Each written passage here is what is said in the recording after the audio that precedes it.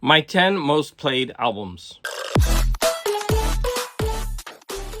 Hi, welcome to Garage Geek. There are so many ways to approach the 10 albums that you listen to most. I'm going to take the approach of what I really listen to most, and that would have to be the stuff that I listened to as a kid, because now I listen to a lot of things, but it's very random. I'll listen to a CD a few times and I switch it, and I'm always listening to something new. I want to throw out a couple of honorable mentions just because I don't own these on vinyl, but when I first listened to them, I probably listened to them on cassette or CD even. But the first one is going to be Neil Young's Trilogy. I don't know what you could say. I mean, that album is just perfect from beginning to end. And it's 3 vinyl, I believe. Chris Profey also mentioned Gordon Lightfoot's Gord's Gold. That also is just such an amazing album from beginning to end. Now, I know that he re-recorded some of the versions, but since I heard those versions initially, when I hear the other versions, I think, ooh, like there's just something off. I want the versions from Gord's Gold. Number 3 is going to be the Smiths' first record. I played that thing to death. Now, all the other Smiths albums are fine. I like them, but none of them compared to the first one, because that's just the one that I played over and over and over again. So number 1, we're going to have to talk about Prince. Now, I couldn't pull just one Prince album because I listened to all of these on repeat. I love Vinyl Richie said, "Oh, look at Prince in his chonies," and I started laughing. Here, you can see him in his boots, his thigh-high boots. Any of those Prince albums you can put on the list because I cycled through them. I put them on repeat. Oh, another honorable mention is Gary Numan's Telecon. Now, this is bubblegum. I don't think I have the vinyl. I definitely have the CD version of this. I especially played this while I was while I was reading the Lord of the Rings trilogy. And you know, those are long books, and I would play this over and over again for some reason. And now the two of those things are kind of together in my mind. So if you mention Lord of the Rings, I think of Gary Numan's Telecon and vice versa. Of course, I have to mention Sinead O'Connor. She is my favorite singer. And this album and the blue one, which is I Do Not Want What I Haven't Got, I have that one too on vinyl, but I can't seem to find it right now. I played these two to death. What a phenomenal singer. What a voice. 2 great albums. Of course, I like her whole discography, but these are the 2 that made me fall in love with her.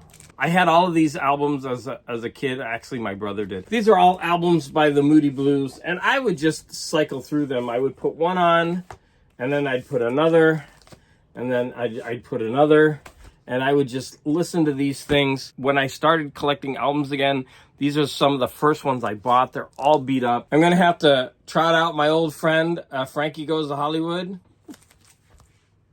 I know Lionel Richie's rolling his eyes. I'm showing Moody Blues and Frankie Goes to Hollywood. But you know what? This is the stuff that I listen to over and over again. And, I mean, when you want to come. So here's another of Lionel Richie's favorites. I love ELO. I could have pulled about 3 or 4 of their albums because I did listen to those albums also on rotation. But this is my favorite. Great memories of this album. The punk people are going to rebel against me again. People don't like the music I show. I don't know why. This album is... Okay, I've got so much room over there. I don't know why. I'm like, Okay, the reason I sat this way is because so I would have room to show off the albums over here. This album is phenomenal, and it did have a couple hits. I Missed Again, In the Air Tonight. I mean, that one's huge. But the thing is, the deeper cuts are the ones that are the really good ones. The Roof is Leaking. There's also a cover of a Beatles song that I think is really well done, Tomorrow Never Knows. This is just a great album. Here, I'll show the gatefold of it. I love the Beatles! It's almost taboo in the VC now to talk about the Beatles, but I did love them, and I listened to them a lot while I was growing up. I mean, a lot. My brother was totally into the Beatles, so I heard them all the time. He had all the albums. I played them over and over again. The one album he didn't seem to have is Rubber Soul, and that one is the one I have the least connection with now. I'm going to say that there's a couple of classic rock albums that I didn't pull. For example, there's Fleetwood Mac's Rumors. I listened to that thing over and over again. And then this one, The Rise and Fall of Ziggy Stardust and the Spiders from Mars by David Bowie. I mean, these are very common albums. Everybody in the VC talks about them. if I were walking down the street and saw that in the phone booth, I don't know. I'd be like, first of all, he's not my type, but I'm just like, no. I'm going to keep walking. Now, if there were a hairy bear in there doing that pose, I'd be like, okay, excuse me, sir, I need to make a call. Tracy Chapman, love her, love her, love her. Saw her in concert so many times. This is, in my opinion, her best. Her first is her best, although all of her other albums are really good. They're not as good as this one. Maybe it's because I heard it so many times. You know, this one has a lot in common with the Phil Collins. So the last one I'm going to show is going to combine like the Rush, the Pink Floyd, those types of albums, because I certainly listen to a lot of Pink Floyd. So instead of talking about Pink Floyd or Rush or any of those types of groups, I'm gonna pick the one that people don't talk about as much, but that I loved, and that is Alan Parsons. So you could pick these two. I think are the ones that I absolutely love from beginning to end. These are just some great albums. Parts 2 and 3 of this video are both going to be contest entries. The first one is Horse of Unreason. Now this video, I just came across it. So he's one of the metalheads. He wears a horse head in his videos. It was so strange, I had to click on it. And the first video I watched was 100 sub celebration. When I watched his video, he was already at 146, and he's celebrating that he had reached 100. And so he's having a competition. And for this one, you had to make a mixtape. Now, I went ahead and did this. I made my mixtape. I'm going to show the mixtape. It actually took me a while to get all the songs in the right order, but it wasn't that difficult for me because this is already a playlist that I have on Spotify. If any of you want this playlist, please let me know and I can make it public and add the link to this video. Side 1, we're going to have Mars by John Grant. Now, this song is about remembering an ice cream shop. Next, we're going to have Elvis Presley Blues by Gillian Welch. And this is reminiscing about Elvis and what he contributed and seeing him, shake his stuff on live TV. The next song is Home Again by Michael Kiwanuka. Now this song is one of those nostalgia songs. In fact, I'm going to end my entire mixtape with a song that's similar to this. The next one is also kind of a downer. Actually, I have a lot of depressing songs on my list. So that's going to be Our Town by Iris DeMent. Now, even though this one has kind of an upbeat kind of flair to it, the lyrics are about what life in a small town is like over a period of decades and when people die and things move on. Okay, next we're going to have This Year's Love, David Gray. So this is about someone who is searching and searching for love and hoping that the relationship that he's in at this time will lead to something lasting. And we're going to end this side. We went through kind of a downer period. So now we're going to move into a little bit more dance. So we're going to have On the Floor by Perfume Genius and Big Time Sensuality by Bjork. Both of those songs get me moving. Okay, now we're going to move to side 2 of the cassette. So we're going to start with a song that I love, absolutely love to sing.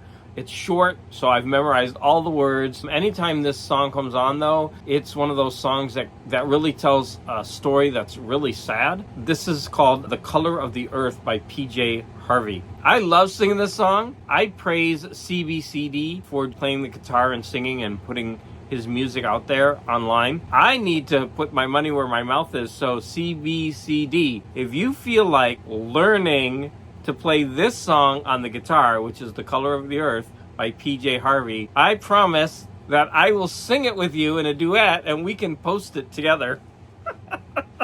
That ought to scare everyone away from my channel. But the next one we're going to add is a song by Lila Downs. This song is called Los Caminos de la Vida. This is a song about where life takes us, the choices that we make. But next we're going to go to Natalie Merchant, Break Your Heart. This is a song about life being so tough on us, but she always has hope in her songs, which I really appreciate. Next we're going to have Prayer for the Dying.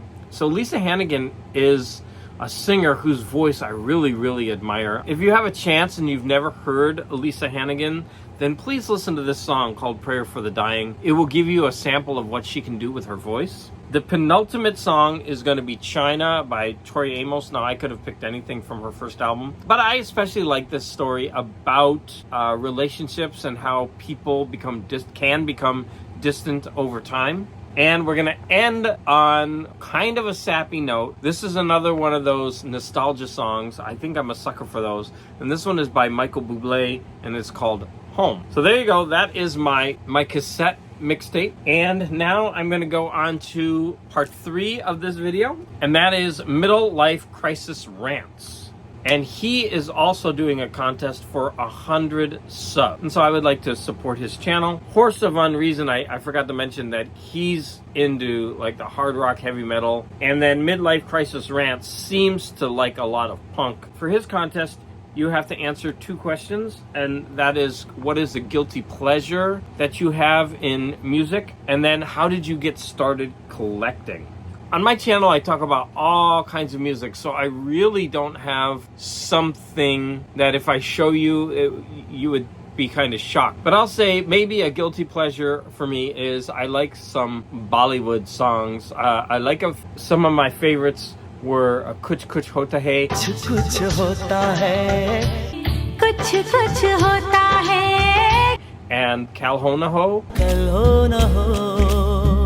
Those songs are so fun and catchy. And how did I get started collecting? Well, collecting records. My brother had a ton of records that I would just sit around and listen to. So my musical tastes grew from what my brother had, and he mostly had classic rock. But then as I started branching out, getting a little older, I started getting into hard rock and heavy metal. So that's when I got into the Rat, Twisted Sister, Motley Crue. I mean, I saw all of these bands live. I got into Metallica. But it kind of stopped there. I didn't go really deep into heavy metal like so many of the other people who talk about heavy metal. Like I had a Venom album, but I don't think I liked it very much. So I kind of stayed away from that really dark stuff. I didn't really get into punk either. And then when I was in one of my first long relationships with someone, it was a 5-year relationship.